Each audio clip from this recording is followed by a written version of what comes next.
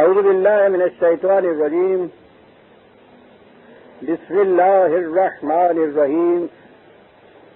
عزیزان من، آج مارچ 1976 کی 7 تاریخ ہے اور درس قرآن کریم کا آغاز سورہ مریم کی آیت 88 سے ہو رہا ہے. 19/88. ذرا اونچا چیک کرتا ہے.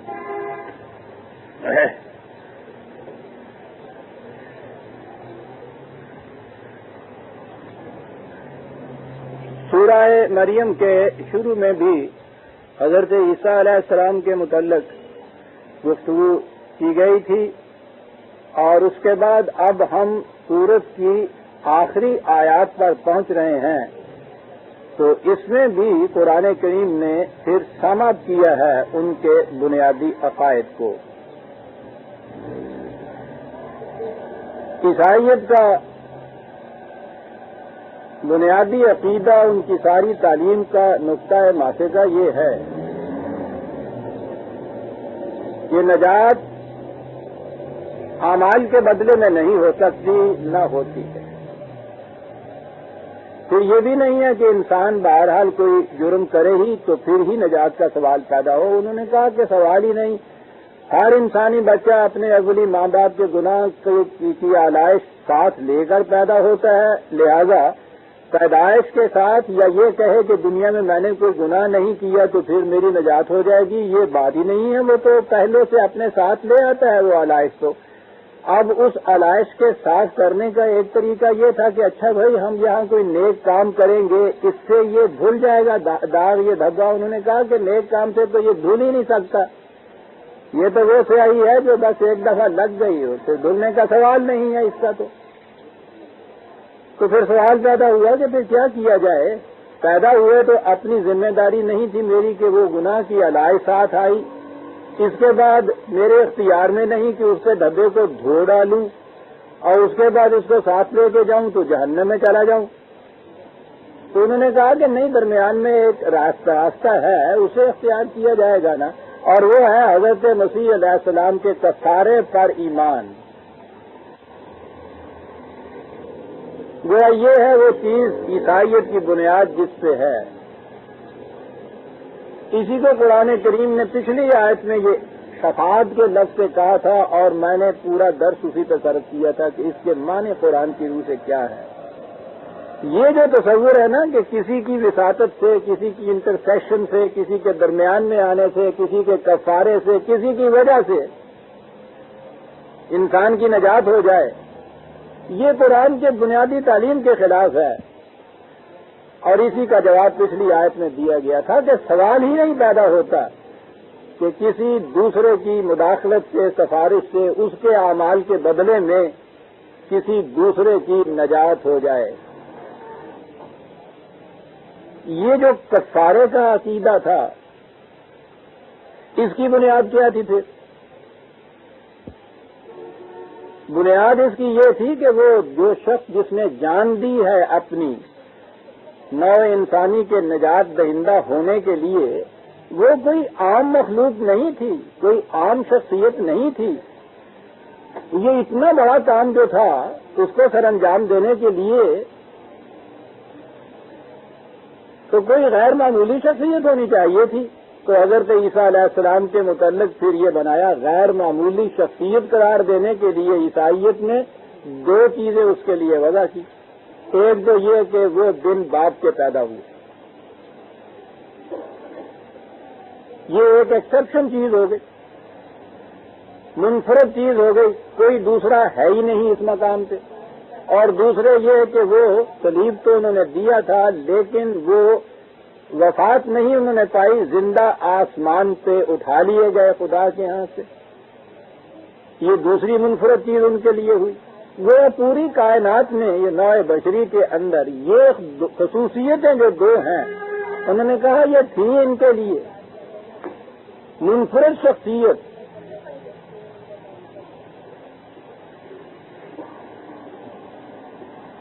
منفرد شخصیت جو پہلے بنائی تو اس لیے اتنا بڑا کارنامہ سر انجام دینے کے لیے تو اتنی بڑی شخصیت کی ضرورت تھی نا. اب پہلا ردہ رکھا کہ وہ دن بعد کے پیدا ہوئے، اس کے بعد یہ کہ صاحب دن بعد کے پیدا ہوئے تو یہ کیا منفرد شخصیت بنی؟ انہوں نے کہا نہیں، یہ اللہ کے بیٹے تھے، کسی انسان کے بیٹے نہیں تھے، خدا کے بیٹے تھے، تو ابن اللہ ہوئے. تو خدا کا بیٹا، پھر اس کے بعد اس پہ موت بھی نہیں، وفات بھی نہیں انہوں نے پائی. یوں یہ منفرد خصوصیت یہ اسے لے کے آئے، اور اس قسم کی شخصیت کا جو کفارہ تھا کہ جو وہ خون دینا تھا، جان دینی تھی، یہ کفارہ بن سکتا تھا نو انسانی کے گناہوں کا. ورنہ یوں ہی نہیں، ہمیں تو بھی کوئی جان دے دے اس طرح سے تو وہ کفارہ بن جائے ان کا. انہوں نے کہا کہ نہیں، کفارے کے لیے یہ خصوصیات تھی. یہ ہے عیسائیت کے سارے اعتقادات کی لم اور ان کا نقطۂ ماسکہ. یہاں سے ابن اللہ کی بات آئی. آپ نے غور کیا کہ انہوں نے کس مقصد کے لیے یہ اعتقادات وضع کیے تھے؟ منفرد شخصیت بنانے کے لیے. مسلمانوں کے ساتھ جب ان عیسائیوں کے زمانے میں مناظرے ہوئے، مقابل میں آیا اسلام، تو انہوں نے یہ سوچ لیا کہ حقائق کی روح سے تو یہ اسلام کے مقابلے میں ہم کبھی بازی جیت نہیں سکتے.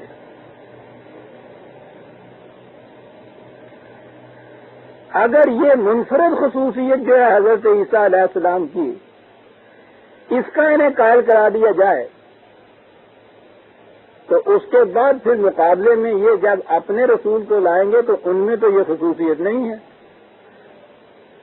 وہ تو نہ دن رات کے پیدا ہوئے، نہ وہ زندہ آسمان پہ ہیں. یہاں ہم مات دے دیں گے. تو حضرت عیسیٰ علیہ السلام کی یہ دونوں خصوصیات جو ہیں آپ کے ہاں جو یہ عقیدہ بن گئی، اور اتنی شدت اختیار کی کہ خدا کے خلاف تو پھر بھی آپ سن سکتے ہیں، لیکن اگر کوئی یہ کہہ دے کہ حضرت عیسیٰ دن بعد کے پیدا نہیں ہوئے تھے اور وہ آسمان پہ زندہ نہیں ہے، اس کا پیچھا کوئی نہیں چھوڑتا. یعنی بات ہوئی نا، مزہ آیا نا پروپیگنڈے کا. یہ ہے سحر. یعنی حضرت عیسیٰ علیہ السلام کی نبوت پہ ایمان لانے کا ہمارا ہے، اور تمام انبیاء سابقہ علیہ السلام کے ساتھ ہمارا تعلق ہی اتنا ہے کہ ہم یہ جانیں کہ اپنے وقت میں خدا کے پیغمبر تھے، آئے قد خلق من قبل الرسل. اتنی بات پہ ایمان ہے نا. باقی انبیاء کے متعلق تو اتنا سا ایمان بھی کافی ہے، لیکن حضرت عیسیٰ علیہ السلام کے متعلق صرف نبوت پہ ایمان کافی نہیں ہے، اس پہ بھی ساتھ ایمان لانا ضروری ہے کہ وہ دن بعد کے پیدا ہوئے تھے اور انہوں نے وفات نہیں پائی. عیسائیوں کے ساتھ اتنے مناظرے آپ کے نہیں ہوتے. اب ہو ہی کیا سکتے ہیں جب یہ دونوں چیزیں مشترک آپ کے ہاں بھی ہیں. خود مسلمانوں میں باہمی مناظرے ان چیزوں کے اوپر ہوتے، صرف تحول اس پہ ہوتی، کفر کے فتوے لگتے ہیں. عیسائیت نے کہا کہ جو یہ نہیں مانے گا تو عیسائیت کے دائرے سے خارج. انہوں نے کہا کہ اگر یہ چیز تم نہیں مانتے تو اسلام کے دائرے سے خارج. دیکھا آپ نے کہاں تک پہنچتی ہیں یہ چیزیں. بڑی گہری سازشیں ہوتی ہیں. 1400 سال سے آپ کے یہاں یہ چیز. یورپ والے عیسائی جو تھے وہ چھوڑ بیٹھے. ان کے ہاں کی مزید تحقیقات جو تھیں انہوں نے دونوں چیزوں کی تردید کر دی ہے. اور اب ان دنوں تو ایسی اچھی اچھی کتابیں آتی ہیں، میرے پاس آتی ہیں وہ کتابیں، میرے پاس ہیں وہ کتابیں. انہوں نے تو یہ کوشچن کرنا شروع کر دیا ہے کہ تاریخی اعتبار سے کچھ اس قسم کی جیسے تم بتاتے ہو ایسی شخصیت ہی نہیں ملتی. یورپ تو وہاں تک پہنچا ہوا، عیسائیوں کی سلطنتیں. یہ کچھ کہنے کے باوجود وہ عیسائی تسلیم کیے جاتے ہیں، عیسائی رہتے ہیں. لیکن آپ کے ہاں اگر کوئی یہ چیز بات کہہ دے، حیات وفات مسیح اور ان کے دن بعد پیدا ہونے کا مسئلہ، اس سے انکار آپ کر دے کوئی، تو وہ دائرہ اسلام سے خارج ہو جاتا ہے. وہ مسیحیت سے دائرے سے خارج نہیں ہو رہے. بات ہوئی مانا لو ہے ہی نہیں بھدر کچھ نہیں. یعنی آپ زیادہ اس کے اب معید ہیں اس مسئلے کے. جو ان کے ہاں کا ایک وضع کردہ عقیدہ تھا. قرآن کریم نے پہلی آیت میں تو شفاعت کے متعلق یہ کہا کہ کفارہ، شفاعت، انٹرسیشن سوال ہی نہیں قانون مقاصد عمل کے اندر. اور اگلی بات یہ کہ قال اتخذ الرحمن ولدا، دیکھیے ان کی طرف یہ کہتی ہے خدا کا بیٹا. وہ یہ خدا کا بیٹا. لقد جئتم شیئا ادّا، اس قدر خطرناک بات، اس قدر تباہ کن عقیدہ. کتنا تباہ کن ہے. کم ہی ایسے الفاظ قرآن کریم میں کسی اور چیز کے متعلق آئے ہوں گے عزیزان من. تقاد السماوات یتفطرن منہ وتنشق الارض وتخر الجبال حدا. عقیدہ، ارے یہ ایسی خطرناک چیز ہے کہ اس کے اوپر تو قریب ہے کہ آسمان پھٹ کے گر پڑے، زمین شق ہو جائے، پہاڑ ریزہ ریزہ ہو جائیں. بھائی عقیدے کا ابطال ہوا نا، تردید ہوئی نا. یہ کہ انداگر للرحمن ولدا،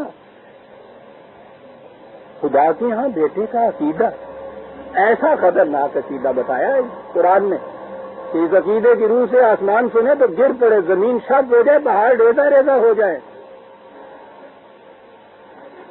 لیکن خدا کا بیٹا تو بہرحال آپ نہیں کہتے، اس کے خلاف آپ بھی جہاد کرتے ہیں، اور ان کا بن باپ دادا ہونا آپ کا بھی جزء ایمان ہے. انہوں نے بن باپ کا منوا کے تو خدا کا بیٹا منوایا. بنیاد تو آپ مان رہے ہیں. جب وہ آپ سے پوچھتی ہیں پھر مناظرے میں کہ فرمائیے، اور یہ دور تو ہم سے گزر چکا ہے، ابتدائی دور ہمارا بھی بڑے زوروں کا ہوتا تھا کہ صاحب اگر وہ خدا کے بیٹے نہیں تھے تو وہ ہم سے پوچھتے ہیں کہ فرمائیے کہ وہ پھر کس کے بیٹے تھے. سندے سے آگے گال کچھ نہیں اور کی سکتی. تو پوچھتے ہیں کہ پھر بتائیے نا آپ.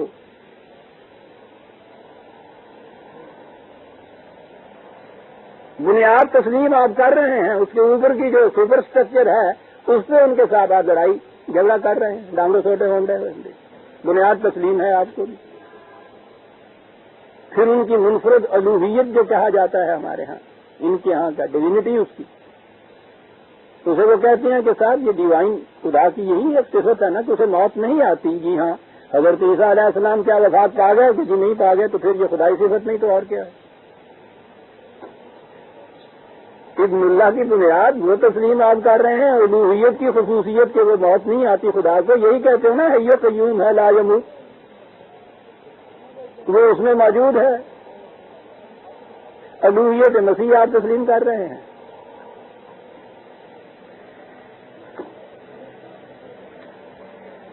یہ جو حضرت مسیح کے متعلق ہے خدا کا بیٹا، عزیزان من 4 لفظ ہیں قرآن کے اندر، ایک آیت کے 2-4 لفظ، ایسا مقصد جواب ہے کہ اس کے بعد آگے بات ہی نہیں چل سکتی. کہا یہ جاتا ہے، یعنی ہمارے ہاں سے، یہ اب عیسائیوں کو چھوڑ دیجیے، ہمارے ہاں سے بھی یہ کہا جاتا ہے کہ اعتراض آپ کرتے ہیں کہ صاحب باپ کے بغیر تو بہرحال کوئی بیٹا ہی نہیں ہوتا، پیدا نہیں ہو سکتا. کہ یہ خدا قادر مطلق ہے یا نہیں؟ کہ جی ہاں ہے. وہ ایسا کر سکتا ہے یا نہیں؟ کہ جی ہاں. قادر مطلق جب مانا تو وہ تو سب کچھ کر سکتا ہے. یہ الگ بات ہے، میں آپ لوگوں کو اجھایا نہیں کرتا. اور میں اگر آپ کو میں بتاؤں کہ یہ کیا کچھ ہمارے ہاں یہ آپس میں مناظرے ہوتے ہیں. ہمارے ہاں یہ جو اہل سنت جماعت کے 2 فرقے ہیں، دیوبندی اور بریلوی،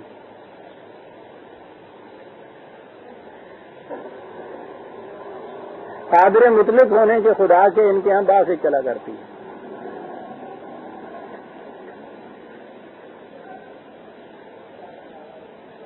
وہ پوچھا کرتے ہیں بریلوی ان کے، خدا قادر مطلق ہے نا؟ ہاں مطلق ہے. خدا جھوٹ بول سکتا ہے یا نہیں؟ 2 جواب. نہیں بول سکتا تو قادر مطلق نہ رہا. بول سکتا ہے تو جھوٹا ہو گیا. یہ مناظرہ یہ ہوتا ہے.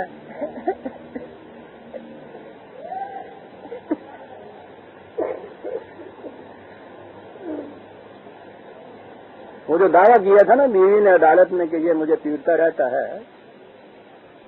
تو وہاں عدالت میں وہ جو وکیل تھا بیوی کی طرف کا، اس نے سوال تو یہی کیا تھا نا کہ آپ بتائیے آپ نے اپنی بیوی کو مارنا چھوڑا ہے یا نہیں چھوڑا؟ اگر کیا یہ چھوڑ دیا ہے تو ثابت ہو گیا کہ یہ مارا کرتا تھا، کیا نہیں چھوڑا تو یہ ہے کہ اب بھی مارتا. مقدمہ جیت لی.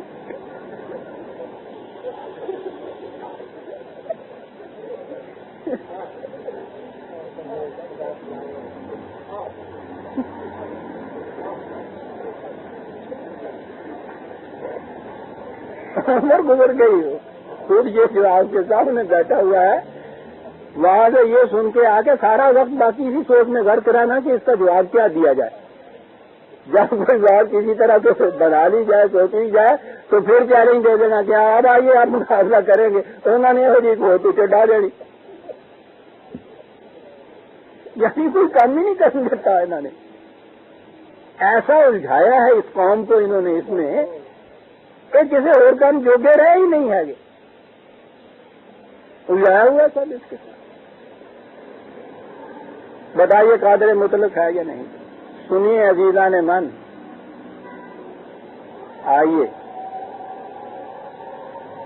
سورہ انعام آیت 102 6/102.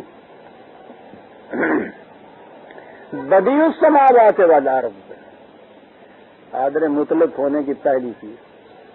خدا کے متعلق تم پوچھتے ہو؟ وہ تو اس سارے سلسلہ کائنات کو عدم سے وجود میں لایا ہے. کوئی شے پہلے نہیں تھی، کوئی میٹیریل نہیں تھا، کوئی مادہ مسالہ نہیں تھا. نتھنگ نیس سے وجود میں لانے والا اس سے بڑا قادر مطلق کون ہو سکتا؟ جو جس نے ایسا کر دیا ہے وہ سب کچھ کر سکتا ہے جسے تم کہتے ہو. اور اس کے 7 کوما دے کے فل اسٹاپ بھی نہیں. آگے یہ کہا لیکن یہ کرنے کے بعد اس نے یہاں کچھ قوانین مقرر کر دیے ہیں. اب وہ ان قوانین کے خلاف کر سکتا ہے، قوانین کے خلاف اب کرتا نہیں ہے، کرے گا نہیں. اور کہا کہ خدا کے تو خدا ہونے کا ثبوت یہ ہے کہ اتنے بڑے اقتدارات کا مالک ہونے کے باوجود جو اپنے اوپر پابندی عائد کی ہے تو اس کے خلاف کبھی نہیں کرے گا.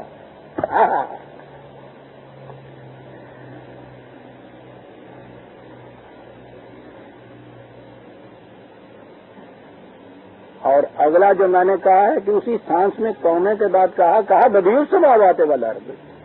اب یہاں یہ رہا تم یہ کہتے ہو کہ خدا کے ہاں بیٹا، انا یکون لہ ولد. سوچو ذرا اس بات کو کہ اس کے ہاں بیٹا کیسے ہو سکتا ہے.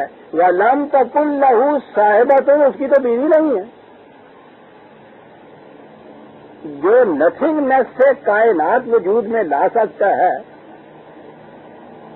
وہ اب دلیل یہ دے رہا ہے کہ خدا کے ہاں بیٹا کیسے، جب اس کی بیوی نہیں ہے. تو اس نے کہا کہ نتھنگ نیس سے تو اتنی عظیم کائنات کو وہ وجود میں لے آتا ہے بغیر میٹیریل کے، بغیر کسی کاز کے.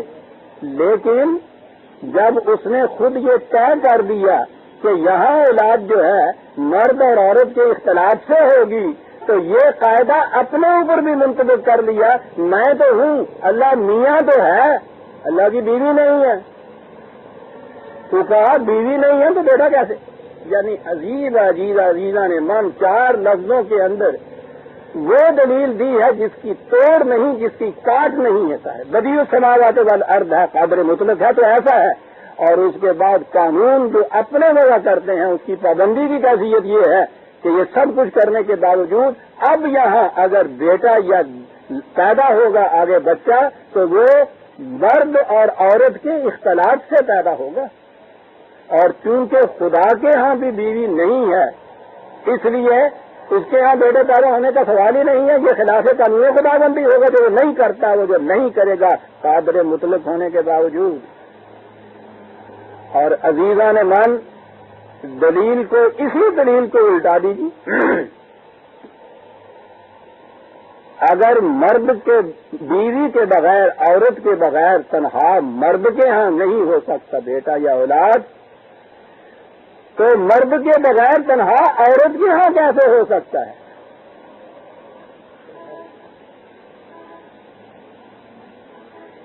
خدا کو تو یہ کہنے کی ضرورت اس لیے پیش نہیں آئی کہ انہوں نے باپ قرار دیا تھا خدا کو,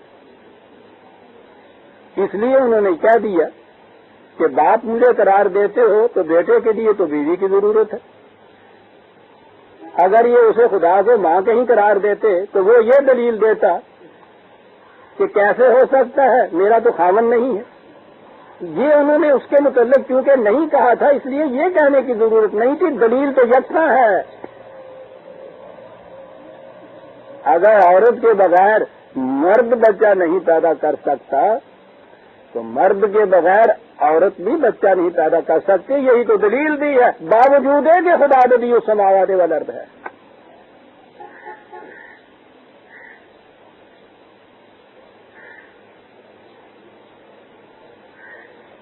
ولادہ والی بات کہا نہیں ہے. کیا بات ہے؟ خلق کل شیء. تولید اور تخلیق میں یہ فرق ہے. تولید ریپروڈکشن ہے جو اختلاط سے مرد اور عورت, نر اور مادہ کے اختلاط سے پیدا ہوتا ہے. تخلیق کریشن ہے کہ جس کے لیے جنسی اختلاط کی ضرورت نہیں ہے. وہ خالق ہے, والد نہیں ہے. اس کے ہاں تخلیق ہے, تولید نہیں ہے.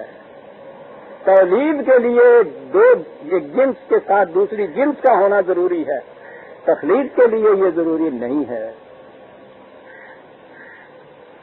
کریٹڈنیس ہے اس کے, تولید نہیں ہے. اور تولید کے لیے تو جیسا میں نے عرض کیا کہ جب یہ دلیل ہے کہ میرے ہاں بیٹا کیسے ہو سکتا جب بیوی نہیں, عورت نہیں, تو جوڑے کی ضرورت اس نے بتا دی نا قرآن نے.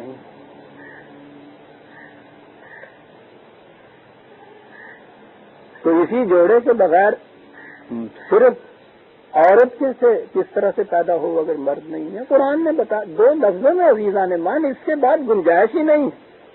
ذالکم اللہ ربکم, اور یہ ہے تو اللہ ہے ہی رب تو ذالکم اللہ ربکم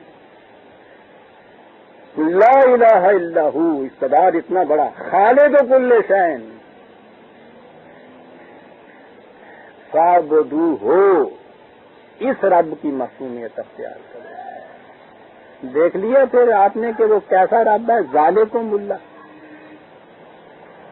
یہ بات بھی قرآنی میں ہے عزیزان من کہ وہ جو برتر از خیال و قیاس و گمان و وہم ہے, وہ خدا جو تصور تخیل میں بھی نہیں آ سکتا, اس کے متعلق قرآن بتاتا ہے ذالکم اللہ, یہ ہے تمہارا خدا. دیکھا, اس کی وہ صفات گناتا ہے کہ ان صفات کو صحیح طور پہ سمجھ لیا جائے تو ذالک, یہ ہے تمہارا خدا. نہ دیکھا جائے نہ گمان و قیاس میں آئے, ڈسکرپشن ایسی دیتا ہے وہ خدا کی کہ اس کے بعد وہ کہتا ہے یہ ہے تمہارا خدا. اور جیسا میں نے پچھلی دفعہ کہا تھا, اسلام, دین, ایمان, اس کا نقطۂ ماسکہ یہ ہے کہ خدا کا تصور کیا ہے آپ کے.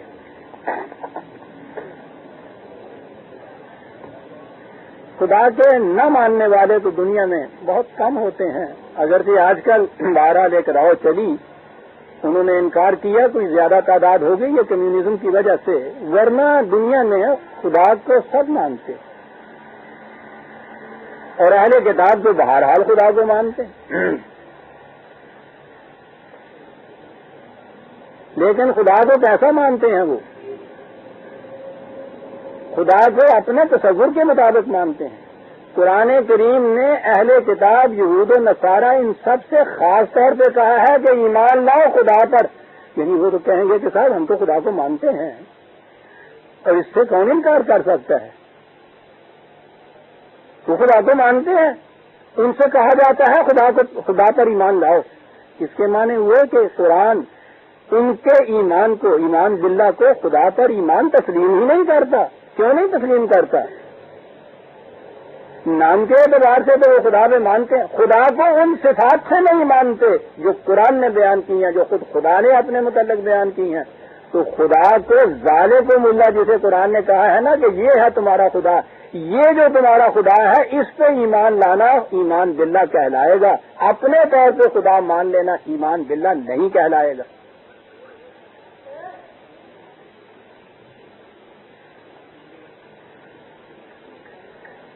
آپ کو معلوم ہے کہ یہ جو الجھاؤ آپ کو دیے جاتے ہیں، قرآن تو ان کو دعوت دے رہا ہے ایمان باللہ، خدا پر ایمان لانے کی، اور اس کے بعد ان کا جواب دیتا ہے. ان میں سے بھی تھے جنہوں نے کہا کہ یہ یہود و نصارہ تو کم از کم خدا کو مانتے ہیں، ان کو کیسے؟ قرآن نے کہا کہ فَإِنْ آمَنُوا بِمِثْلِ مَا آمَنْتُمْ بِهِ فَقَدْ اهْتَدَوْا. اگر یہ اس طرح ایمان لائیں جیسے تم قرآن کی روح سے ایمان لاتے ہو تو پھر ان کو مومن تسلیم کیا جا سکتا ہے، ورنہ ان کا خدا پر ایمان نہیں ہے.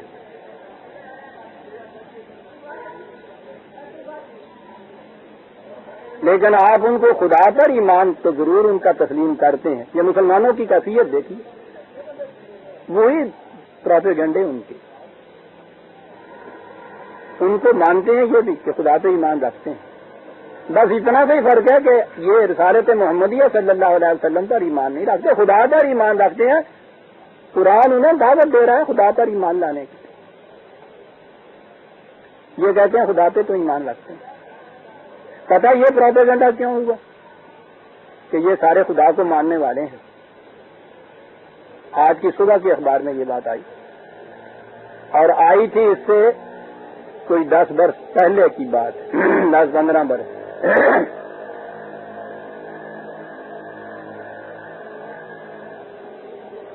جب یہ یورپ کی عیسائی سلطنتوں کو اور خاص طور پہ امریکہ کو، وہ جس زمانے میں روس کا ہوا ان کے اعصاب پہ سوار تھا نا، اور وہ بڑی قوتوں سے ابھر رہا تھا، تو انہیں ضرورت تھی ان کے خلاف مسلمانوں کی مملکتوں کو اپنے ساتھ ملانے کی، ایک محاذ بنانے کے لیے روس کے خلاف مسلمانوں کی سلطنتوں کو ساتھ ملانے کے لیے. پتہ کیا آواز بلند ہوئی تھی؟ جن کا حافظہ کوئی مدد دیتا ہے ان کو یاد ہوگا، آواز بلند ہوئی تھی اس زمانے میں بھی امریکہ سے ہی بلند، believers in God unite together against this atheism. آؤ دنیا کے خدا پرستو، آؤ اکٹھے ہو، یہ الحاد کے خلاف ایک متحدہ محاذ بناؤ. یہ دنیا کے خدا پرست بلیورز ان، خدا کو ماننے والے کون تھے؟ یہ یورپ کی سلطنتیں، امریکہ کی سلطنت، اور اس کے ساتھ یہ مسلمان پورے کے پورے. دعوت کیا دی جا رہی تھی کہ دیکھو یہ الحاد کا ایک طوفان برپا ہو رہا ہے، خدا کے انکار کا ایک سیلاب آ رہا ہے. ٹھیک ہے، باقی اختلافات تمہارے ہمارے ساتھ صحیح، یہ تو قدر مشترک ہے. تم بھی اللہ کے ماننے والے، ہم بھی اللہ کے ماننے والے. آؤ اللہ کے ماننے والوں، ان خدا کے منکرین کے خلاف محاذ بناؤ. دیکھا کہ کس طرح سے یہ ایکسپلائٹیشن ہوتی ہے خدا کی، مذہب کی. محاذ بناؤ، مسلمانوں کو ادھر ساتھ جوڑنے کے لیے وہ آواز بلند ہوئی تھی.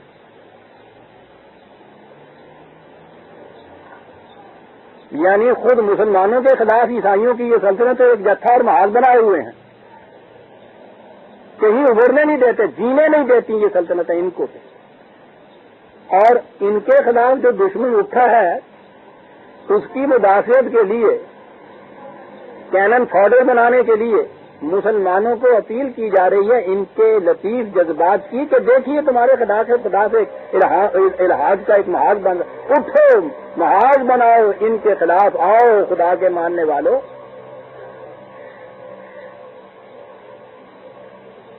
اور بھولا مسلمان، بھولا نہیں، مذہب میں سوچنے کی صلاحیت ہی ختم کر دی ہے اس کے اندر سے.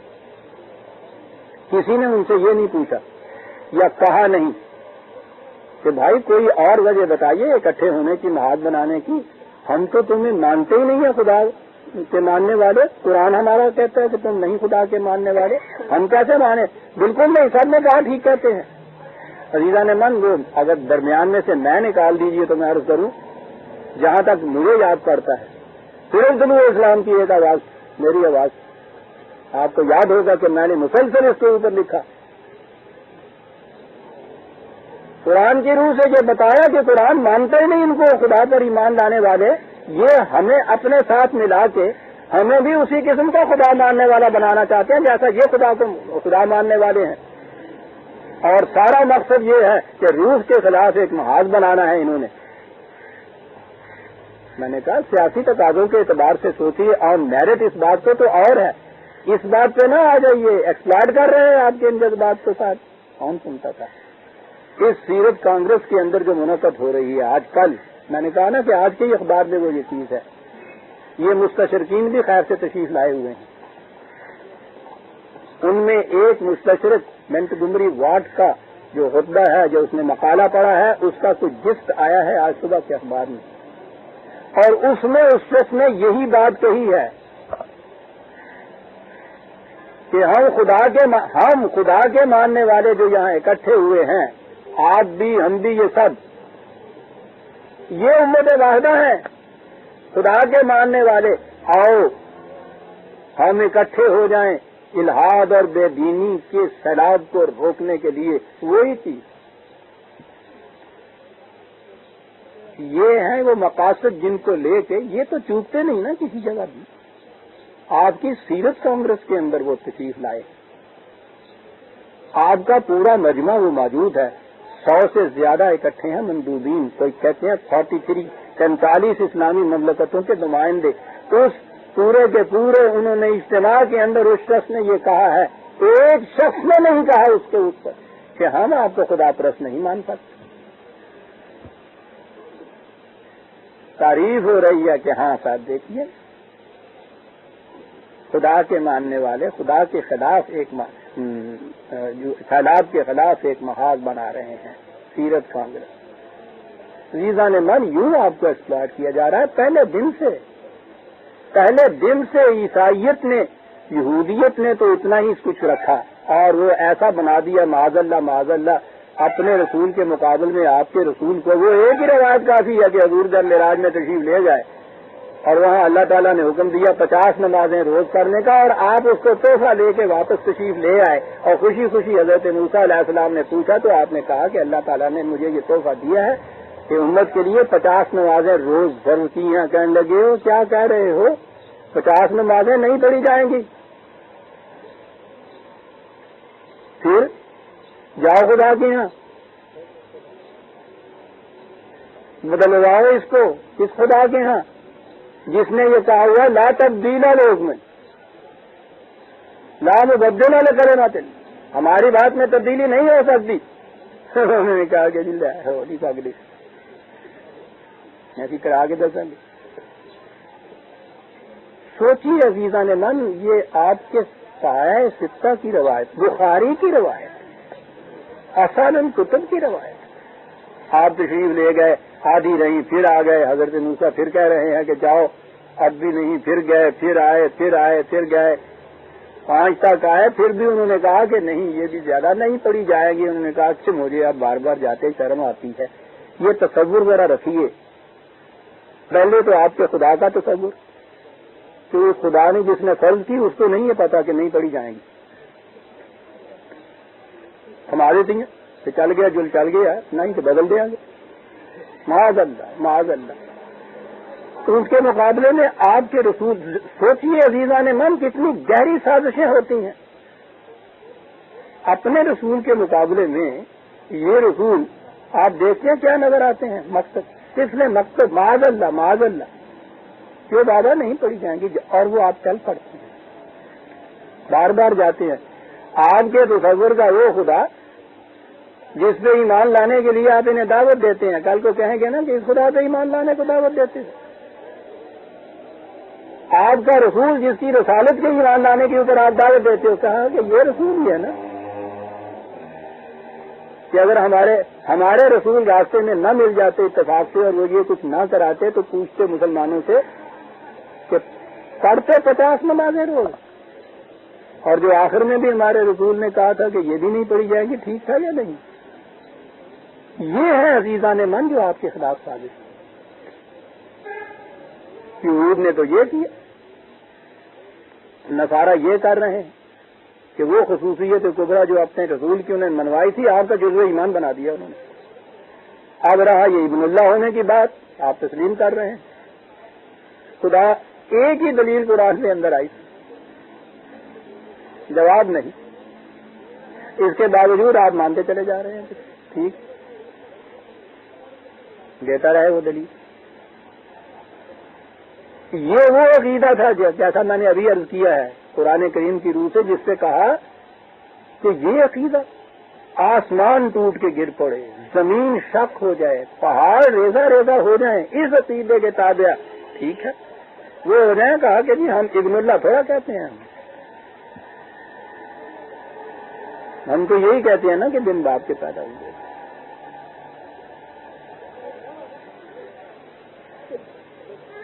وما ينبغي للرحمن ان يتخذ ولدا۔ میں زیادہ لمبی بات میں نہیں جانا چاہتا کہ اب آج کل اب کچھ ایسا درمیان میں ایک طبقہ سا پیدا ہو رہا ہے کہ وہ گاندھی جی بھی خوش رہے، راضی رہے، سرکار بھی، یہ مولوی صاحبان بھی ناراض نہ ہوں، دائرہ اسلام سے خارج کر دیتے ہیں۔ بات یہ بنتی نظر نہیں آتی ہے کہ یہ جنسی اختلاط جب تک یہ نہ ہو دو جرثوموں کا، آگے کوئی چیز پیدا نہیں ہو سکتی۔ اب سائنٹسٹ یہ بھی چیزیں موجود ہیں، اب وہ کوئی تو اس کوشش کر رہا ہے کہ نہیں جی بعض ایسی بھی مخلوق ہیں، کریچرز ہیں، ورمز ہیں، جراثیم ہیں، جرثومے ہیں کہ جو جوڑا نہیں ہوتا ایک کے اندر سے ہی پیدا ہو جاتا ہے۔ چلیے جرثومے سے یہاں سے ثابت ہو گیا کہ جی دیکھیے نا، کوئی کہتے ہیں جی آپ دیکھیے نا وہ باٹل بیبیز کی بھی تو کچھ اسکیم نکل رہی ہے، یعنی یہ ثابت کرنے کے لیے اگر یہ چیزیں اسی طریقے سے ہوئی تھیں جو آپ کہتے ہیں سائنٹیفک طریقے سے ہو سکتی ہیں تو پھر اس میں خوبی کی بات کیا ہوئی؟ یوں نہ ملایا یوں کچھ کر دی، لیکن وہ نہ ہمارے زبان سے کہلاؤ کہ وہ باپ سے پیدا ہوئی، یہ نہ ملا۔ ہاں یہ مان لینے سے آسمان ٹوٹ پڑے گا، زمین شک ہو جائے گی، پہاڑ ریزہ ریزہ ہو جائے گے اگر ہماری زبان سے آپ نے یہ کہلوا لیا، لیکن دل سے تو کچھ ہم بھی مانتے ہیں کہ غلطی کوئی ہوتی چاہیے، لیکن زبان سے نہیں کہہ سکتے۔ کیوں نہیں کہہ سکتے؟ کون بھیڑوں کے چھتے کو چیڑے؟ کہتے ہیں تم نے کہا کہ دیکھ لیا نا، ٹھیک ہے عزیزان من، یہ تو سوال نہیں، مجھے ان سے نہیں کچھ کہنا، میں ان پہ اعتراض بھی نہیں کرتا، یہ کوئی ایسا میرٹ چیز نہیں ہے کہ میں نے یہ کہہ دیا، ٹھیک ہے۔ قرآن کی روح سے مجھے قرآن کی بات سمجھ میں آئی، قرآن لے کے اٹھتا ہوں تو میرا فریضہ ہے کہ جو چیز قرآن مجھے سچائی دے اس کو آگے پیش کروں، اس کے عواقب یہ تو عواقب ہی کچھ نہیں ہے، جو بھی ہیں ہوا کریں گے۔ بہرحال قرآن یہ کہتا ہے یہ بیٹے کی ضرورت کاہے کو پیش آئی، اس کے بنانے کے لیے ایک کام رکا ہوا تھا۔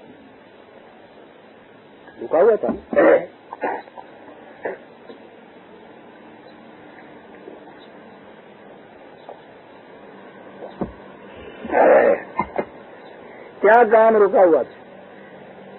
آپ نے خصیتن کون چھڑا ہوا؟ انسان پیدا کرنے شروع کر دیے، اور جو بچہ پیدا کر رہا ہے اللہ تعالیٰ انسان کا جو دنیا میں بھیج رہا ہے اس کی پشت کے اوپر وہ لاش لگی ہوئی ہے، تھپا لگا ہے، بھیج رہا ہے لگا ہوا ہے، دھلتا نہیں ہے، نہ دکھ جائے نہ درما راس آئے، مگر سب پہ دبا ہے اور میں ہوں، دھلتا بھی نہیں ہے، بھیجتا بھی چلا جا رہا ہے۔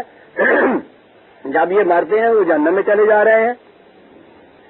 یہ ہے عیسائیت کا عقیدہ کہ اس کے اوپر سوچ پیدا ہو گئی خود اللہ تعالیٰ، تو جیسے عہد نامہ عتیق میں ہے نا کہ وہ خدا انسان کو پیدا کرنے کے بعد پچھتایا،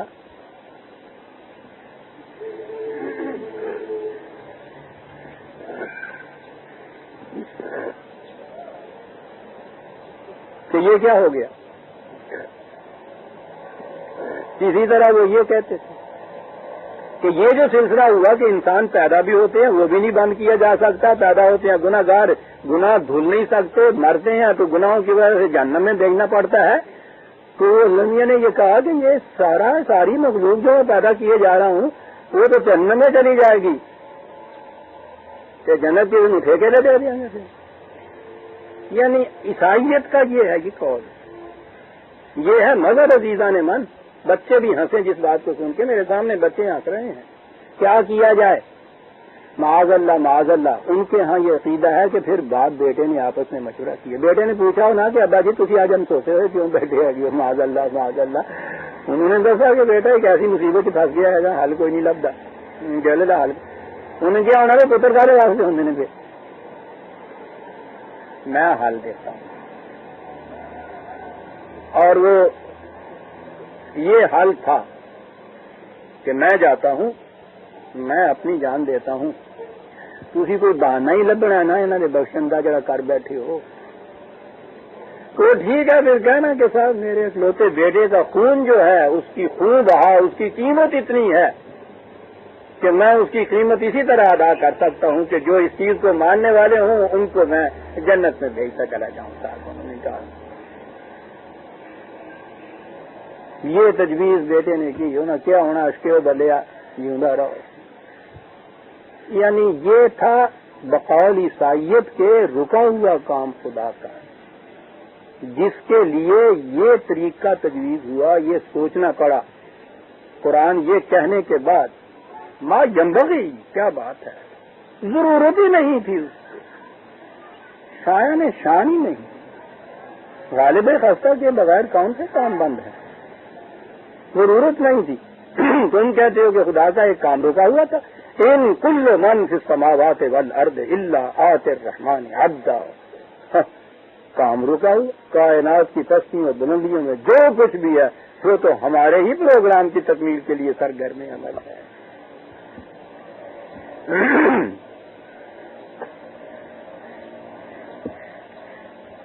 کہا یہ سارے اس عقیدہ کو لے کے کہ مسیح نے ہمارے گناہوں کا کفارہ ادا کر دیا، بہرحال یہ بھی تو ہمارے ہی یہاں آئیں گے نا، آنے دیجئے، لقد آساہم وعدہم عدا، یہ ہماری مملکت کے دائرے سے باہر نہیں چلے جائیں گے، انہیں بھی ہم نے گھیر رکھا ہے، اور ایک ایک چیز بن رکھی ہے، جو کچھ یہ کرتے ہیں یہ اپنے ذہن میں قیاسی تصور، مذہبی عقیدہ کے کفارے پہ ایمان لائے تو سارے گناہ دھل گئے، کہنے لگے ہم ایک ایک گن رہے ہیں، آنے دو، کلہم آتی ہے یوم القیامت فردا،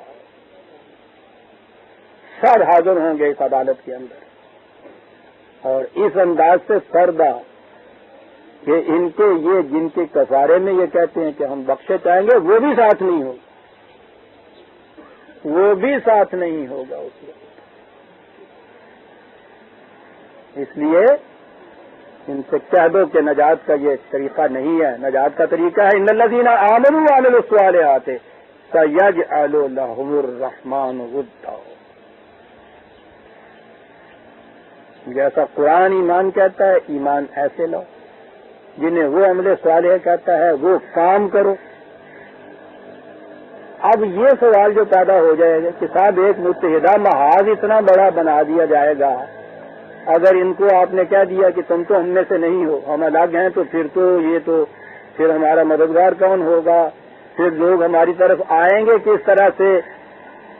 وہاں عزیزان من زمانہ نزول قرآن کے حالات کو سامنے رکھیے، ایک مختصر سی چھوٹی سی جماعت ساری دنیا سے لڑائی، ساری دنیا سے، واقعی ساری دنیا سے لڑائی۔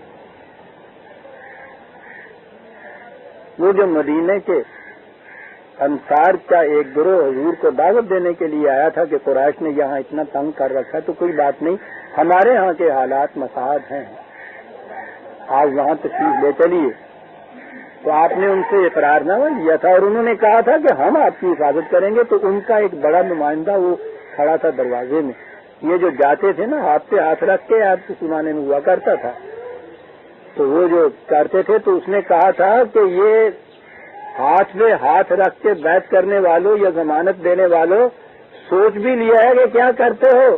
انہوں نے کہا سوچ لیا. انہوں نے کہا ایک دفعہ اور سوچ لو. یہ جو ہے بیعت یا یہ اقرار نامہ، یہ یاد رکھو جن میں انس کے خلاف ساری دنیا کے خلاف اعلان جنگ ہے،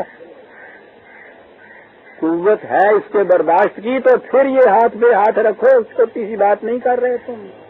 یہ تھی وہ چیز واقعی ساری دنیا کے خلاف اعلان جنگ تھا یہ. تو ان کے دل میں بھی یہ بات تھی کہ قریش وغیرہ سے تو یوں بگڑی ہوئی ہے، یہ جو اہل کتاب ہیں ان کے ساتھ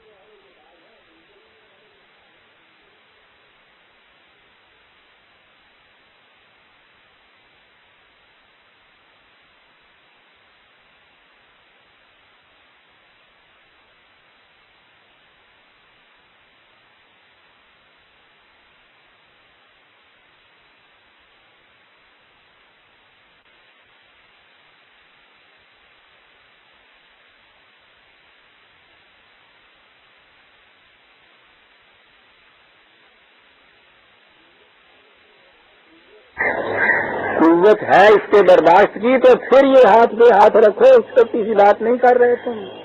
یہ تھی وہ چیز واقعی ساری دنیا کے خلاف اعلان جنگ تھا یہ.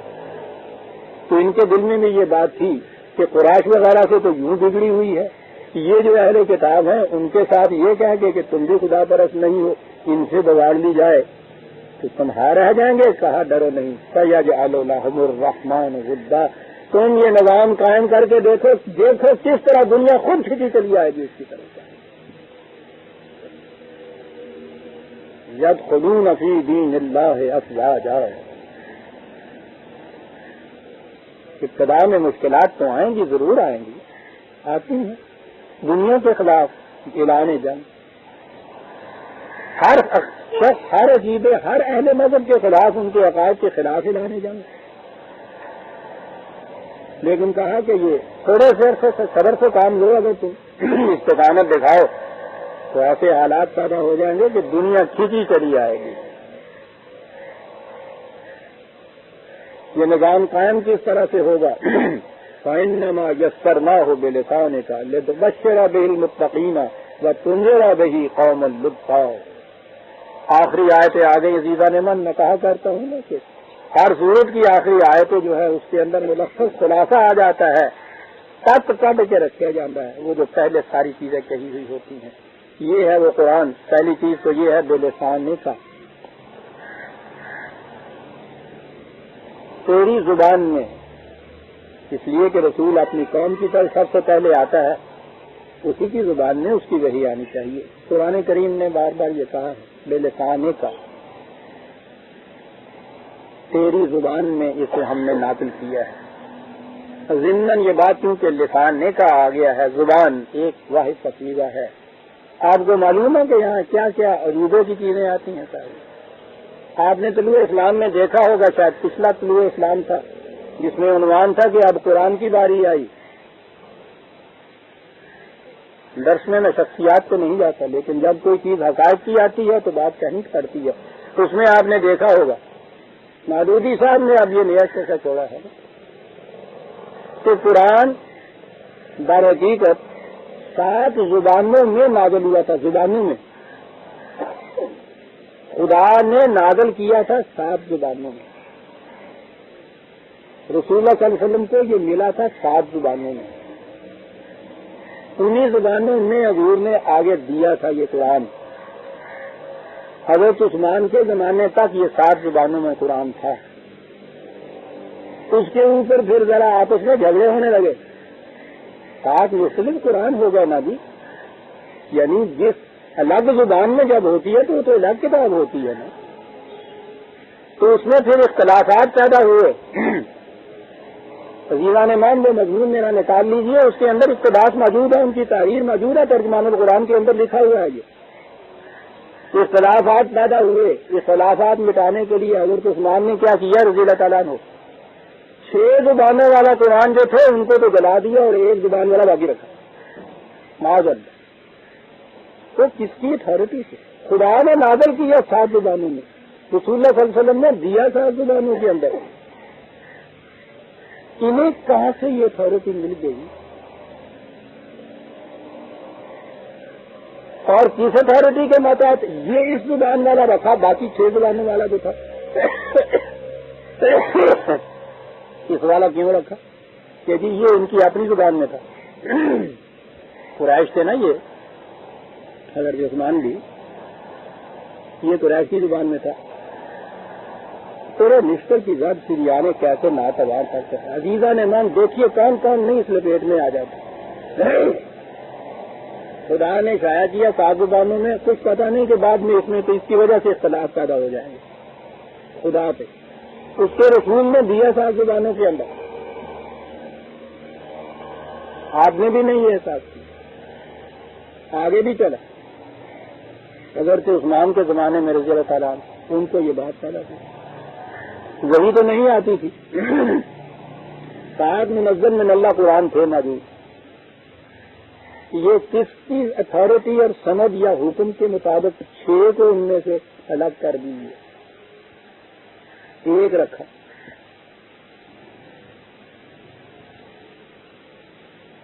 یہ ہے جو آپ کو سبق دیا جا رہا ہے۔ تو کہا یہ نہیں جائے گا کہ کوئی پکی روٹی کا ملا ہے مسجد کا جی باتیں کر جاتا، کوئی بات نہیں۔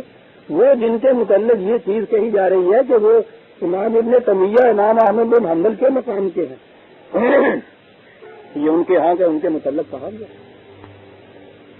جدید ترین مفسر جنہیں کہا جا رہا ہے وہ یہ لکھ رہے ہیں قرآن کے بابت۔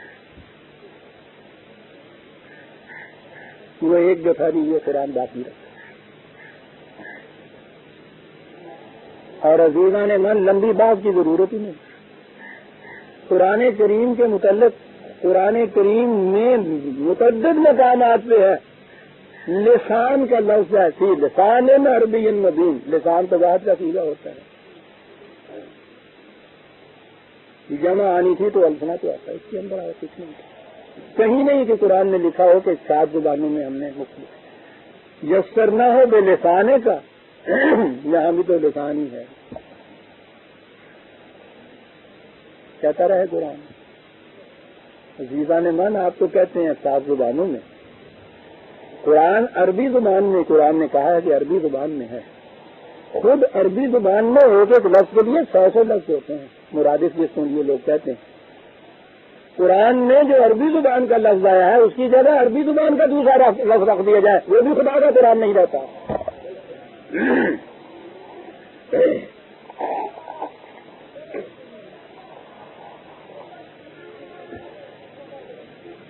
کسی ترجمے کا قرآن کا بدل ہونا تو ایک طرف رہا، میں نے گزارش کیا ہے ہمارے ہاں اس قسم کی تفاسیر ہیں، جلالین ایک تفسیر ہمارے ہاں ہے، انہوں نے کیا ہی ہے، وہ تو عربی زبان میں جب لکھی جائے گی تو بہرحال قرآن کا لفظ جو ہے عربی زبان میں ہی اس کو وہ سمجھائیں گے نا، تو انہوں نے کیا ہی یہ ہے قرآن کا لفظ لکھا ہے اور اس کے بعد قوسین کے اندر عربی زبان کے اور مرادف جو اس کے ہو سکتے ہیں سمجھانے کے لیے وہ رکھ دیے ہیں عربی میں ہی، تو ان کو اگر آپ یوں اکٹھا کریں گے تو وہ وہی کچھ اس طرح سے ہو جائے گا نا، دونوں کو رکھ کے آمنے سامنے دیکھیے، اور عربی کے بعد بڑے وہ دونوں بات بیٹے جلیل فاضل ہیں، صاف نظر آ جاتا ہے کہ قرآن کے الفاظ اور وہ الفاظ جو عربی زبان کے ہیں، اور وہ تو قرآن ہو ہی نہیں سکتے، اسی زبان میں دوسرے الفاظ نہیں ہو سکتے۔ یہاں کہا جا رہا ہے کہ 7 زبانوں کے اندر قرآن نازل ہوا، 6 انہوں نے جلا ہی دیے۔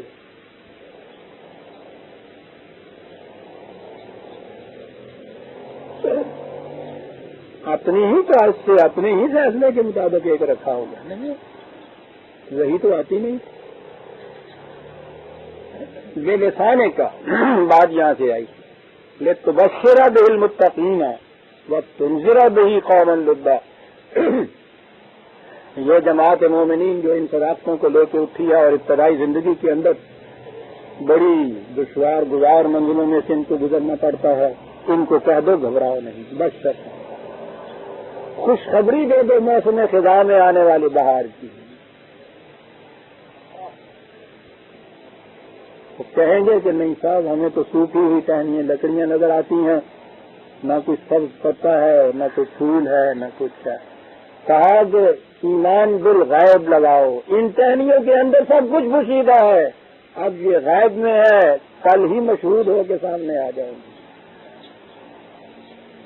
کہ تبشر بہ المتقین وتنذر بہ قوما لدا. یہ اتنے جھگڑے نکالنے والی قوم، بات بات پہ بحث کر لو جی، مناظرے کر لو جی، جھگڑے نکالنے والی قوم، ان کو آگاہ کرو کہ ایک تباہی ہے تمہارے پیچھے لگی ہوئی، یاد رکھو.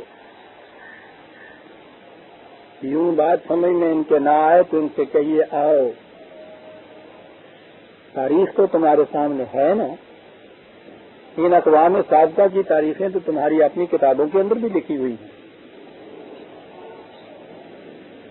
دیکھتے ہو کہ وہ قومیں کیسے لکھی. وہ تمہاری کتابوں میں بھی یہ لکھا ہوا کہ فلاں قوم نے اس قسم کے جرائم کیے تو جنگ مٹ گئی، فلاں قوم نے اس قسم کی خدا کے خلاف سرکشیاں کی تو اس طرح مٹ گئی.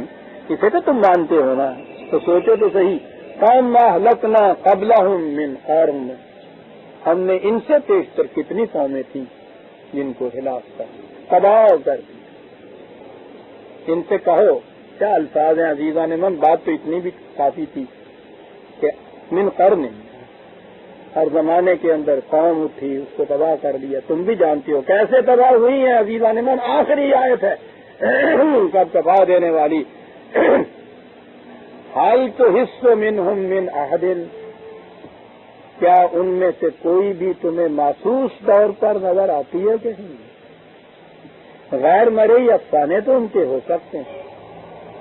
جالناہم احادیث، قرآن نے کہا ہے کہ انہیں پھر افسانے بنا دیا. حال تو حصہ منہم من احد، کیا ان میں سے کوئی بھی تمہیں اس طرح محسوس طور پہ نظر آتی ہے؟ یوں مٹتی ہے. اور یہ تو ہے نظر آنے والی بات. اور تسمع لہم رکزن، کہا ان کی بات تو ایک طرف، کوئی بھنک بھی کہیں پڑتی ہے تمہاری کان میں؟ اس طرح سے تباہ ہوا کرتی ہیں قوموں سے. ان کو بتا دو یہ بات، ابھی وقت ہے سنبھل جانے کا، ورنہ یہ کچھ ہوا کرتا ہے. اور یہی ختم کرنے کے بعد فوراً ہی وہ صورت اگلی شروع کر دی جس میں یہی بات جو تھی محسوس طور پر تاریخ کی داستان دوہرا دی کہ اور کچھ نہیں، یہودی اور نصارہ دونوں حضرت موسیٰ علیہ السلام اور فرعون کی کشمکش کو تو مانتے ہیں نا، انہیں تو مانتے ہو. آؤ ہم سے سنو پھر. اور اس کے بعد عزیزان من سورہ طٰہٰ شروع ہو گئی. بسم اللہ الرحمن الرحیم، 20ویں سورت.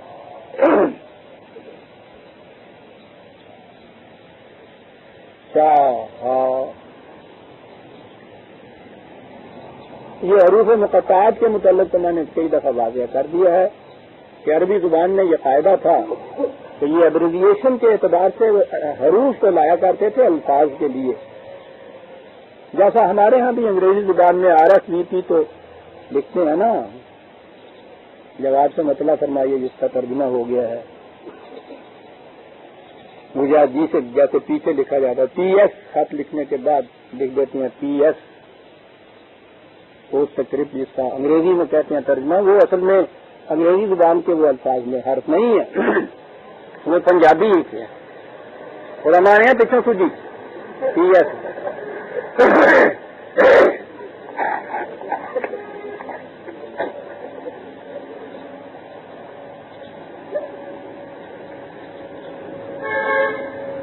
یہی ایبریویشن تھا، انداز تھا ان کے یہاں. عبرانی میں بھی ہے، تورات میں بھی ہے یہ چیز، میں نے دیکھا.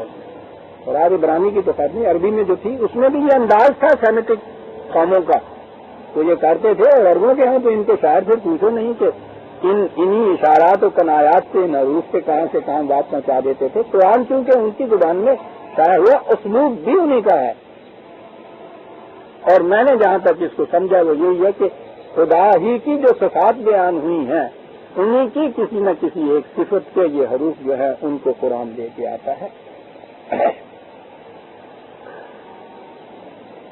پیچھے بات چلی آ رہی تھی کہ مار کا بڑا سخت، جنگ عالمگیر، دشمنوں کی قوتیں بڑی صبر آزما، جماعت بڑی مختصر سی ہے، ان کے سامنے مراحل بڑے صبر آزما ہیں. ان سے کہیے کہ یہ نہ سمجھو کہ یہ نیا نظام، نیا ضابطہ نیا اعلان جنگ تمہیں اس لیے دیا جا رہا ہے کہ خدا تمہیں کچھ مشقتوں میں ڈالنا چاہتا ہے، یا جو کچھ اس وقت حاصل ہے چاہتا ہے کہ یہ بھی چھن جائے تم سے؟ بالکل نہیں. ما انزلنا علیک القرآن لتشقى، ہم نے قرآن اس لیے نازل نہیں کیا. دونوں معنی اس کے ہو جاتے ہیں. محرومی بھی ہوتا ہے، جگر پاس مشقتیں بھی ہوتا ہے، اور دونوں چیزیں اکٹھی ہوتی ہیں. اس لیے ہم نے نازل نہیں کیا کہ یہ کیفیت پیدا ہو جائے. تفسیر کے اعتبار سے تو یہ لتشقى جو ہے بہت وسیع المعنی ہے. کن کن چیزوں سے محرومی، کس کس قسم کی جگر پاس مشقتیں. لیکن ہاں اسی صورت میں آگے چلیے نا. سورہ طٰہٰ 20ویں صورت ہے جی ہمارے سامنے اس وقت. اسی میں ہی 118 124 118 20/118 20 اور 118 بات چلی آ رہی ہے قصہ آدم. کہا اس سے یہ جا رہا ہے آدم سے کہ اگر تم نے آپس میں مشاجرت، وہ تو شجرہ ہے سن لیا ہوگا نا آپ نے کہ اس کے معنی کیا ہیں. مشاجرت عربی زبان میں کہتے ہیں اختلاف کو ہیں. اس قسم کا اختلاف یہ عربی زبان ہے عزیزان من. شجر جو ہے نا جس کے معنی درخت ہیں یہ درخت جو ہے یہ بات کی بات ہے. اختلاف ایسا کہ بنیادی طور پر ابتدائی طور پر تو وہ ایک چیز ہو جیسے اس کا تنا ہوتا ہے ایک ہو، اور اس کے بعد وہ الگ الگ شاخوں میں بٹ جائے. امت واحدہ صدر اسلام کے اندر تو ایک تھی، اس کے بعد یہ تفرقے پیدا ہو گئے. یہ تھا وہ مشاجرت اور شجر جس سے منع کیا گیا تھا کہ ایسے نہ ہو جانا. عالمگیر انسانیت بھی شروع میں ایک ہی تھی، کان الناس امۃ واحدۃ فاختلف. عالمگیر برادری تھی پوری نو انسان کی. اس کے بعد یہ ان شاخوں کی طرف ہٹ گئے، اس لیے اسے وہ شجر کہتے تھے. اور قرآن نے اسی لیے مشاجرت کا لفظ جو ہے فیما یہی چیزیں ستانے واپس آ گئی جی. تو کہا یہ تھا آدم سے کہ یاد رکھیے اس وقت تو یہاں تمہاری یہ کیفیت ہے معاف رکھیے گا آج زیادہ ہی طبیعت خراب ہے. اب تو یہ حالت ہے تمہاری کہ انا لکا اللہ تجوع فیہا ولا تعرا وانک لا تظمأ فیہا ولا تضحا. اب تو یہ کیفیت ہے جنتی زندگی کی کہ تمہیں نہ بھوک ستا سکتی ہے نہ پیاس. کھانے پینے کو فراوانی سے سب کچھ ملتا ہے. موسم کی سردی گرمی کا علاج بھی مکان دیے ہوئے تمہیں، کپڑے میسر ہیں، یہ سارا کچھ ہے. یہ سب کچھ مل رہا ہے بغیر جگر پاش مشقتوں کے. اگر تم اس شیطان کے اس بہکاوے میں آ گئے اور مشاجرت اختیار کر لی آپس میں، تم نے شاخ شاخ میں پھٹ گئے، تو یاد رکھیے گا فلا یخرجنکما من الجنۃ فتشقى. یہ تمہیں اس جنت سے نکال دے گا فتشقى. آ گیا وہی لفظ. تو اگلی چیز جو تھی پہلی تو محرومی تو ان چیزوں سے ہو گئی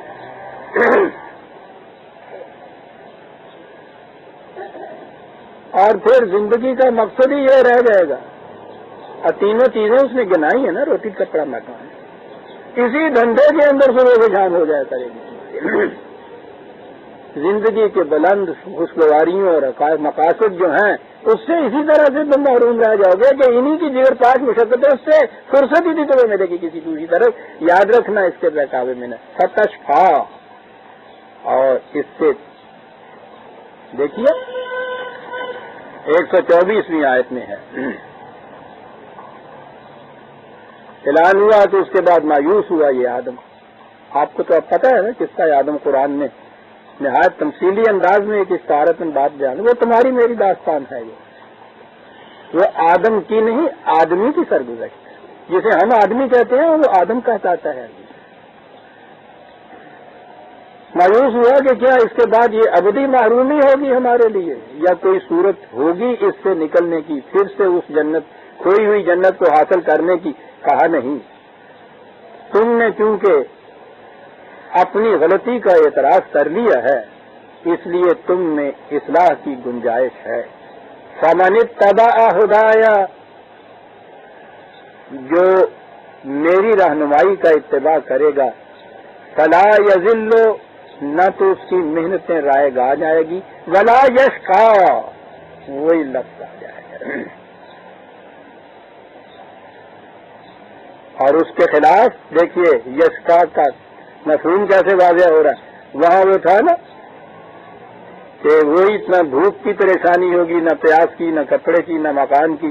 یہاں پھر کہا ہے کہ وہ جو اتباع کرے گا وہ ان مشقتوں میں نہیں پڑے گا۔ ومن اعرض عن ذکری، اس کے خلاف جو ہمارے قوانین سے اعراض برتے گا، نتیجہ کیا ہوگا؟ فإن له معیشۃ ضنکا، اس کی روزی تنگ ہو جائے گی۔ صاحب یہاں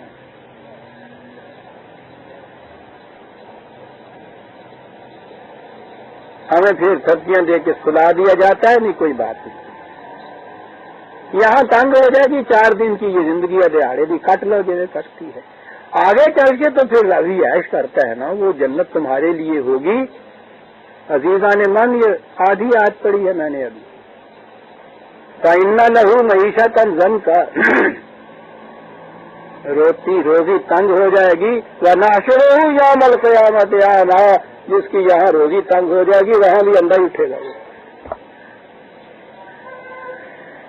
اب تشقا کے معنی سمجھ لیے نا، قرآن اپنا مفہوم آپ واضح کرتا ہے عزیزان من۔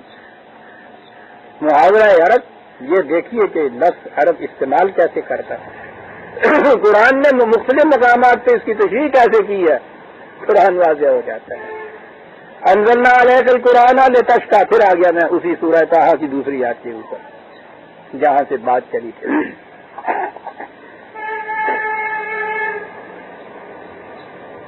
یہ قرآن ہم نے اس لیے نہیں تمہیں دیا کہ وہ تشقی کی کیفیت پیدا ہو جائے، تو عزیزان من قرآن نے بتا دیا کہ تنگی رزق یہ تشقی ہے، زندگی کے بلند مقاصد سے معرومی تشقی ہے، زندگی کی خوشگواریاں، سرفرازیاں، سربلندیاں، ان سے معرومی تشقی ہے، روٹی کے لیے جگر پاس مشقتیں تشقی ہے۔ کہا یہ کہ یہ قرآن اس لیے نازل نہیں کیا کہ تم تشقی کی کیفیت رہو۔ اور عزیزان من، پچھلا دور چھوڑ دیجیے، آج جب بھی دو مسلمان آپس میں ملتے ہیں کوئی دوسری بات نہیں سوائے اسے عمر ہونے کے، تشقی مر گئے۔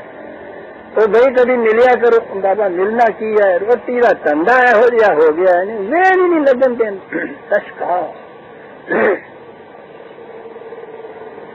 جگر پاش مشقتیں، کاہے کے لیے؟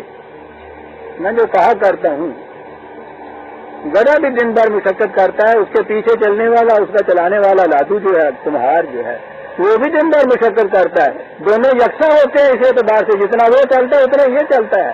اس سے زیادہ مصیبت اس کو ہوتی ہے کہ اس کو بھی آگے پیچھے روکنا پڑتا ہے، تھک تھکا کے دونوں گھر آ جاتے ہیں۔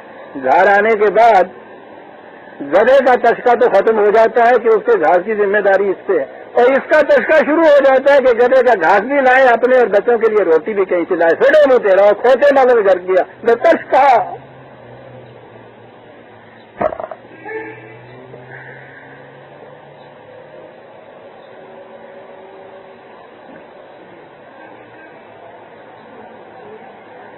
ما انزلنا علیک القرآن لتشقی، عزیزان من، اگر تشقی کی کیفیت ہے کسی قوم کی تو پھر قرآن اس کے پاس نہیں ہے، ورنہ یہ دعویٰ غلط ہو جائے گا معاذ اللہ۔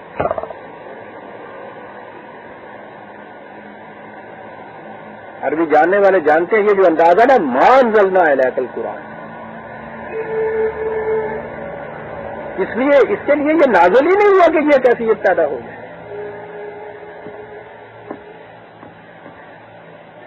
یہاں پہ پریگمیٹک ٹیسٹ، یہ دیکھنے کے لیے کہ ہاں ہے ہماری کتاب بھی قرآن، ہم مانتے ہیں اس کو، ہمارے لیے بھی یہ نازل ہوا یا نہیں، ایک ہی ٹیسٹ ہے۔ اگر تشقی کی کیفیت ہے پھر تو ہے نہیں تمہارے پاس، یہ تمہارے پاس ہو تو تشقی کی کیفیت ہو ہی نہیں سکتی۔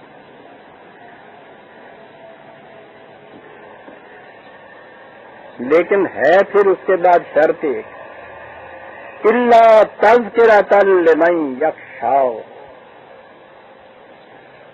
یہ کیا چیز؟ پہلی چیز تو یہ ہے کہ یہ اس کے لیے ہے جو اس کے سامنے سر تسلیم خم کر دے۔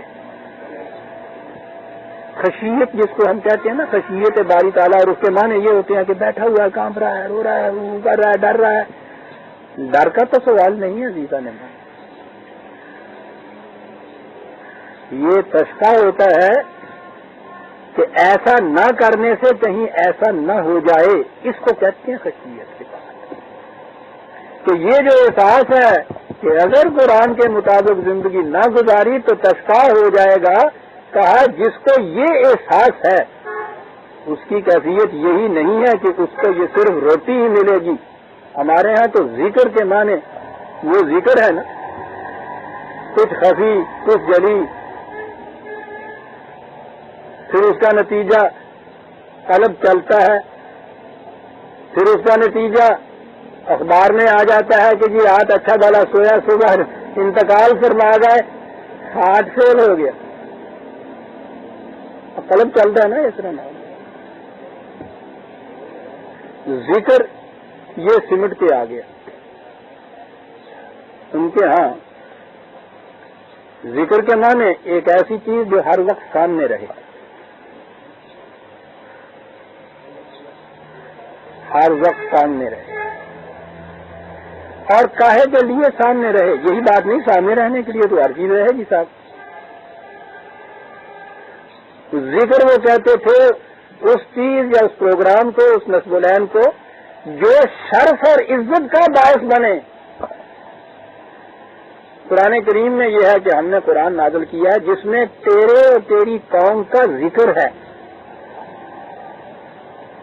تو یہ بات سمجھ میں نہیں آتی کہ ذکر تو یہ خدا کا ہے، اس کے اندر ہے۔ تو وہ کہتا ہے کہ نہیں، یہ تو تیری اور تیری قوم کے ذکر کے لیے ہے۔ تو ذکر کے معنی شرف اور مجد کا، اس میں راز پوشیدہ ہے تیری اور تیری قوم کے شرف و مجد کا۔ کہا یہ قرآن جو ہے اس لیے نازل نہیں کیا کہ اس کے نزول کے بعد اس کے ماننے والی قوم پھر تشقا کی زندگی بسر کرے۔ وہ زندگی تو تذکرت کی زندگی ہوگی، شرف کی زندگی، یعنی یہی نہیں کہ روٹی کپڑے کی طرف سے فراغت ہو جائے گی، شرف اور مجد اور تکریم اور عزت اور سرفرازیاں نصیب ہو جائیں گی، لیکن اس کے لیے لمن یخشی، جس کو یہ احساس رہے کہ یہ نہ ہوا تو پھر تشقا کی زندگی آ جائے گی، اور وہ تو اس دنیا اور اس دنیا دونوں میں ذلت اور عذاب کا باعث ہوا کرتی ہے۔ کہا دعویٰ یہ بہت بڑا ہے جو ہم یہ کر رہے ہیں، اس قسم کی ایک ضعیف، ناتواں، کمزور سی، کن نفوس کا مبنی ایک قوم، دعویٰ یہ کہ وہ جنگ کا اعلان جن و انس کے لیے۔ بہت اچھا،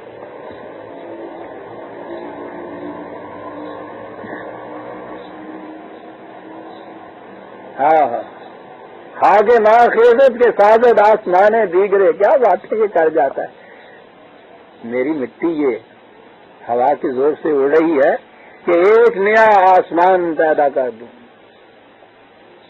مٹی، اس مٹی کو مٹی نہ سمجھو۔ خاک ماخیزت کے سازد آسمان دیگرے، ذرہ ناچیزو تحریر ریاضانے نگر۔ ایک ذرہ ناچیز اور ولولہ یہ کہ ایک پورے کا پورا صحرا بنا کے رکھ دوں گا۔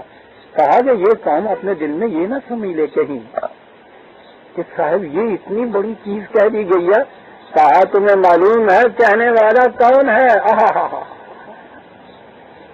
کہنے والا تنزیلاً، تنزیل، رفتہ رفتہ کسی چیز کو نزل بھی ہے، رفتہ رفتہ کسی چیز کو بتدریج کسی چیز کو نازل کرنا۔ پروگرام پھیلا دیا تھا 23 سال کے اوپر، یہ اسی لیے کہ جس حالت میں کوئی معاشرہ ہو وہاں سے ابتدا کی جائے گی اس پروگرام کی، شبہ شب وہاں نہیں پہنچا دیا جائے گا۔ یہ جو آج بھی ہمارے ہاں کے اجلت پسند اعتراض کرتے ہیں کہ صاحب یہ چیز جو ہے اتنا عرصہ ہو گیا تمہیں بھی درس دیتے، یہ نظام قائم کیوں نہیں ہو جاتا تھا، مکمل کیوں نہیں ہو جاتا تھا؟ تنزیرہ 23 سال کی عرصے میں تکمیل تک پہنچا۔ اس کہا یہ کہ استقامت کی ضرورت ہوگی، یہ اوور نائٹ نہیں ہونے والی بات۔ اوور نائٹ تے ہنیری تے دیر ملتے ہوں انہیں کیڑے بھی پیدا ہوں تنزیل ممن خلق الارض والسماوات العلی. کہا یہ تو بڑی چھوٹی سی بات ہے. عرض جسے تم کہتے ہو یہ تو کائنات میں ایک عرض کے معنی ہی تصدیق کے ہیں, بڑا نچلا درجہ ہے. یہ کہنے والا, یہ نازل کرنے والا تو وہ ہے کہ جس نے اس کائنات کو پیدا کیا, عرض ہی کو پیدا نہیں کیا. سماوات کے اوپر اولا کی کیفیت پتہ نہیں تمہیں کہ ان سے اوپر کتنی بلندیاں ہیں. جو وہ پیدا کرنے والا یہ بات کہہ دے کہ تمہیں اس خاک کی پستی سے اٹھا کے آج کی بلندیوں پر پہنچا دیا جائے گا تو وہ غلط نہیں کہتا. اس نے تو یہ کر کے دکھا دیا اور پیدا ہی نہیں کیا خلا کا. ٹھیک ہے جی, پیدا کر دیا, سندھ میں چھوڑ دیا کر کے مسلمان تو انہیں ایک گانے ہوں دینے تھے تو یہ کر کے اور آپ چلا گیا تو سانو مصیبت پھنسا گیا. خلا کا پیدا ہی نہیں کیا. الرحمن علی العرش استوى, اس بارگاہ کائنات کا مرکزی کنٹرول بھی ہمارے ہاتھ میں ہے. استوا جو سنگھاسن ڈولے نہیں, ایک لفظ ہمارے ہاں کیا ترجمہ تھی اس کا, یہ ہوتا ہے نا ڈولنا.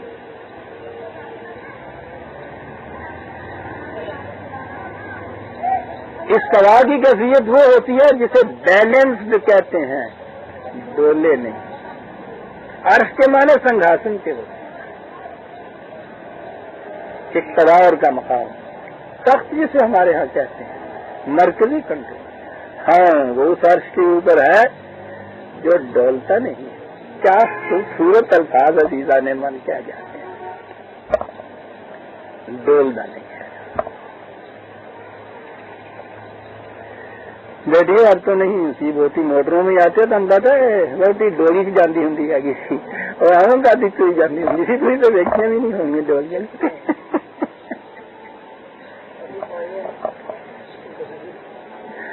ڈولی وہ سنگھاسن ڈولتا نہیں ہے. میں سمجھتا ہوں صحیح ترجمہ ہے. اور اس پہ کون مسلم ہوتا ہے؟ فرعون معاذ اللہ, کوئی مستبد حاکم جبروت کا مالک ہیں اور ایک کو اپنے شکنجے میں کسا ہوا نہیں.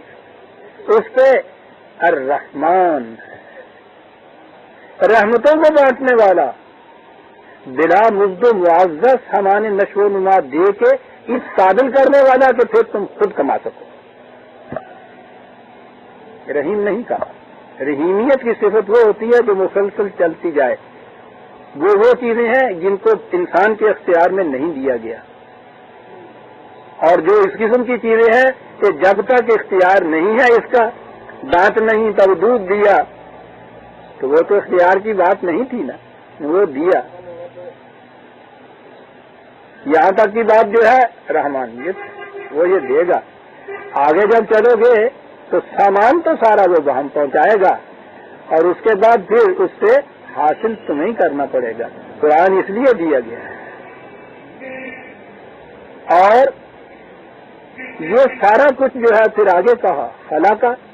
عرش کے معنی آگے دیے, لہو ما فی السماوات وما فی الارض وما بینہما وما تحت الثری.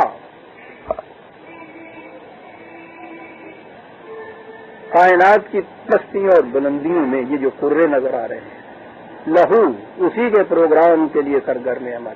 ان کے درمیان جو کچھ ہے وہ بھی, یہ جسے ہم ویکیوم کہتے ہیں خلا نہیں, ان کے درمیان پتہ نہیں کیا کچھ. اب پتہ چل رہا ہے کہ ان کے درمیان کیا کچھ ہے یہ. اور پھر یہی نہیں کہ یہ زمین کے اوپر وہ نیچے تک سرا, تحت السرا. سرا ان کے ہاں جن میں اسی وتر کہتے ہیں نا پنجابی, وہ زمین کھودی جائے جہاں تک وہ ذرا سی گیلی مٹی نکلتی ہے نا, وتر ہوں گا, وہ سرا کہتے تھے. تو ریت کے میدان والے کا سرا بھی تو پتہ نہیں کہاں جا کے نکلتا ہوگا غریبوں کا. ان کے ذہن میں یہی آیا کہ سب سے نیچے درجہ وہی ہوتا ہے جتنا پانی نہ نکلا گئے. ان کے ہاں یہ کہتے تھے, بہرحال سرا کہتے ہیں انتہائی گہرائی کو مٹی کے نیچے. 5 منٹ زیادہ لوں گا جی, کیونکہ آگے بات پھر آئے گی. یہ تو ہوا کنٹرول کہ جی محسوسات پہ کنٹرول، انہیں چیزوں پہ. کہا نہیں صاحب آگے بڑھیے. وَإِن تَجْهَرْ بِالْقَوْلِ فَإِنَّهُ يَعْلَمُ السِّرَّ وَأَخْفَى، تمہاری ہر بات کو جاننے والا. کہاں تک وہ بات؟ 2 لفظ یہاں آئے ہیں جی، سننے کی بات ہے. سر اور اس کے بعد ہے اخفا. سر تو خود بھید کو کہتے ہیں، راز کو کہتے ہیں. اس کے بعد یہ اخفا جو ہے اور بھی اس سے خفی، راز سے بھی آگے. راز تو پھر وہ بات ہوتی ہے کہ کسی دوسرے کو تو اب ہم راز بنا لیتے ہیں نا، اس میں آ جاتی ہے زبان کے اوپر، ہاں وہ مستور ہی کیوں نہ ہو، اس سے ہوتی ہے موجود باہر، اس سے پردہ ڈالتے ہیں آپ تو کہتے ہیں وہ بھی جانتا ہے. اور اخفا وہ ہے کہ جو تمہارے دل کی گہرائیوں میں گزرے، زبان تک بھی نہ آئے، اسے بھی جانتے ہیں آپ. سر کے بعد اخفا کہنا صاحب قرآن ہی کہہ سکتا تھا. ہم انتہا تک پہنچتے تو سر تک کی بات کہہ سکتے تھے. اخفا تمہیں معلوم ہے کون کہہ رہا ہے؟ اللہ لا الہ الا ہو، اس کے سوا کوئی صاحب اقتدار نہیں. لہ الاسماء الحسنی. ڈرنے کی بات نہیں، بڑے زور کے لفظ آ گئے تھے نا، بڑا اقتدار ہے اس کا، کاٹنے کی بات نہیں. ڈاڈے سونے سونے نام ہی تو سارے وہ ہی لینا ہے، یعنی وہ تو بات سونے سونے کہہ کے تو بات جاؤں اس قرآن کے اسلوب کے عزیزان من. ذرا دل دہلنے لگتا ہے تو فوراً پیار دے دینا شروع سے. اسماء الحسنی، حسین صفات اس کی جو ہے، ڈرنے والی بات نہیں ہے. لیکن یہ یاد رکھو کہ یہ چیز جو ہے، یہ انقلاب جس کے متعلق کہا ہے، وہ تو ضرور وہ لا کے رہتا ہے، وہ ضرور آ کے رہتا ہے. یہی بات نہ مان لینا کہ اسماء الحسنی کے اندر اس کے صرف یہی خوبیاں ہیں، وہ بھی ایک حسن ہے. ظالم کو اس کے ظلم سے روک دینا یہ بھی ایک حسن ہے. اور اس کے بعد کہا حالت آتا ہے حدیث موسیٰ، اور تمہیں سنائیں حدیث موسیٰ. عزیزان من، سورہ طٰہٰ کی آیت 8 تک ہم آ گئے. 2 اعلان بڑے ضروری، 9 سے ہم آئندہ لیں گے. ربنا تقبل منا انک انت السمیع العلیم.